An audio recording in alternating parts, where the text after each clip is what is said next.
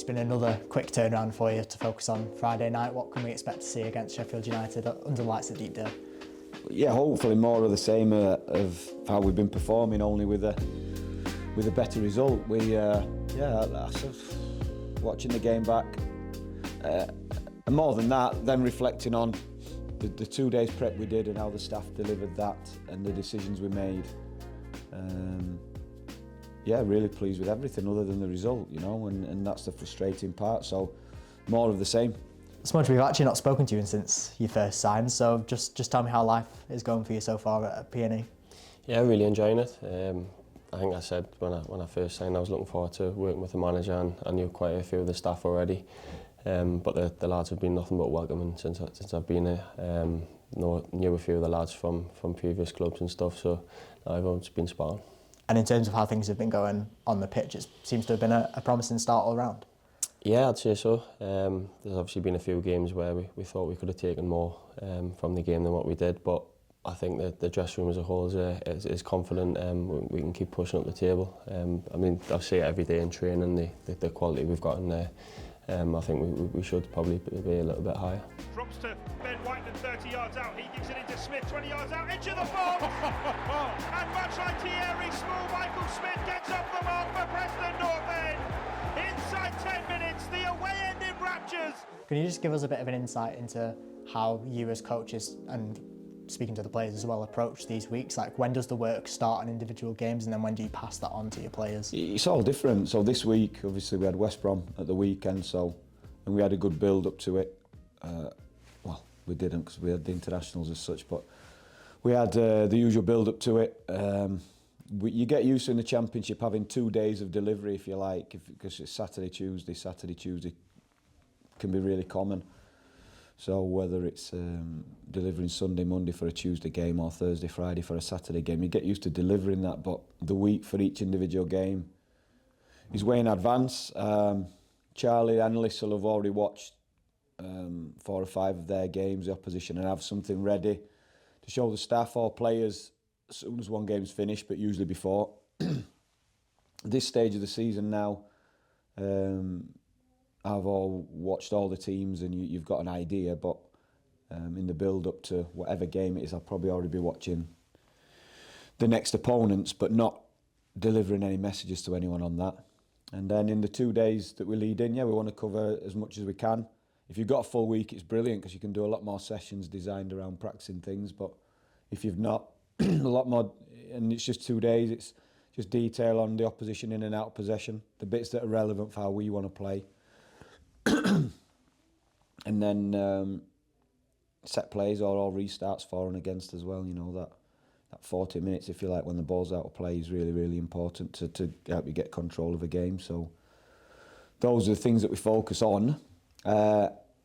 I think the next part of your question asked about what you decide to feed to the players, give to the players. Again, that depends on the opposition as such.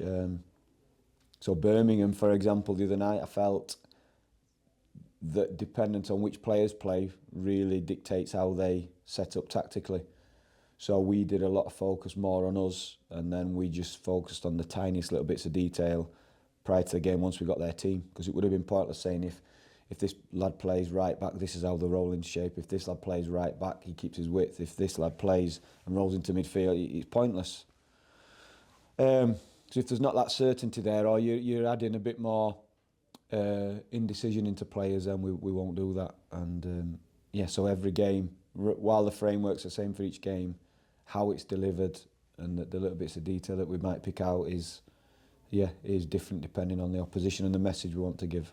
I think the manager instills confidence in us every day in training, along with the staff, and just being around the place, being around the boys. It's a confident group anyway. As I said, you see it every day in training. Some of the stuff the boys show in recent games as well. It's only a good thing going forward. And it's never worth looking back too often, but in terms of Tuesday night, was that just a really frustrating one for everyone to take? And I'm sure it's kind of lingered over the past couple of days as well. Yeah, I think the manager's really good at nipping stuff in the bud quite quickly and moving on to the next game. I mean, we've got no choice really with the week we've had, Saturday, Tuesday and then Friday. The games are coming thick and fast at the minute, so we're quite thankful there's another game Friday to put Tuesday night right. Yeah, as players, how do you manage these 3 game weeks? Because 3 games in 6 days, it's a lot. It's a lot for us to do in the press box, but for you guys, it's the exertion must be a lot in 6 days. Yeah, I'd say it's obviously physical, but it's a lot mentally.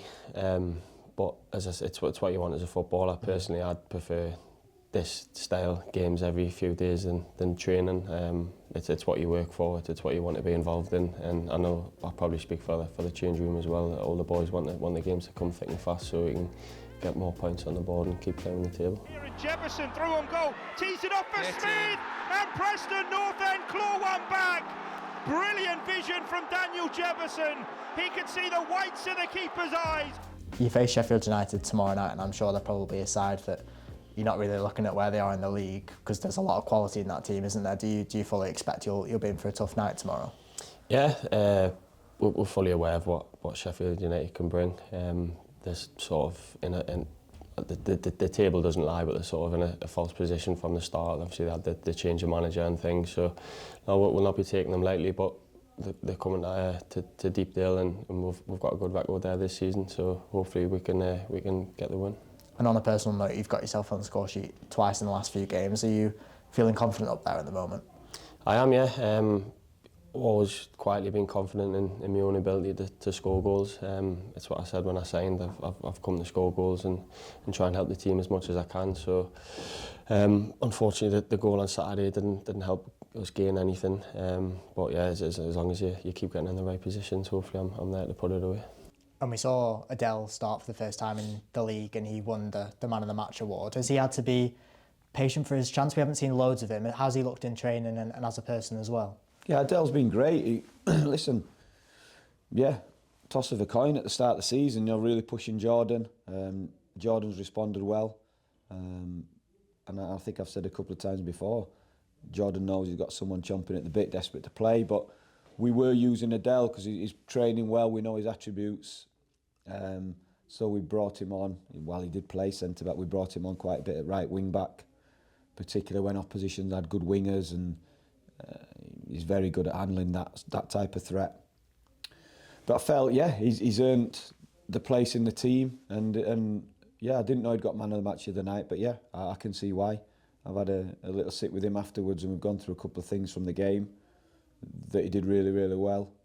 Bits that we still want him to touch up on, but he can be really pleased with how he played, because that's not his natural. But we're asking, he's out of his comfort zone when we play him there, because the things we're asking him to do, he's never been in those positions, starting positions before. And it might sound silly, he's an attacking player. We'd have him attacking from centre back, we'd have him attacking from right back. But wing back, a lot of the time, we're asking him to receive the ball a lot higher, which is different for him. Yeah, it's exciting. Obviously, it's credit to the staff, the kind of players they've brought in. I think they've managed to tick every box in the forward areas of different styles and different things that different players can bring. Yeah, obviously started the season with Millie. I've recently played up there with Jebo, and it's nice playing and forming those relationships, but you're around the boys so much, you do it off the pitch and on the training ground as well. Just finally, I'm going to throw a rogue one at you, go back to 2015. You played Sheffield United in the playoffs in what is probably the craziest game I think I've ever seen, a 5-5 game. Have you played in a more mental football match than that in your career? You only wanted to bring that up because Preston won the playoff final when we got there. No, well, I didn't think I had until last season, 2 seasons ago, when I played in the game against Peterborough in the playoffs again. But yeah, it was a mental game. That I think it finished 7-6. Obviously, I don't think the Sheffield United fans will look back on that fondly, but yeah, I've got great memories of that game. And obviously, Sheffield United on Friday night, I'm sure at this stage of the season, you're not bothered about the league table anyway, but is that an example of a team perhaps in a false position in terms of the quality they come to Deepdale with? Yeah, most definitely. Spent money again. Yeah, they've lost a couple of big players, but spent money again, invested in the squad. I'm sure the previous manager would have liked that investment or the squad put together earlier, because if it's not, you always feel like you're chasing. And I think they've been a victim of that. But certainly, yeah, the calibre of player, the size of the squad, the quality of the squad, it's no surprise to me that they've started picking up results.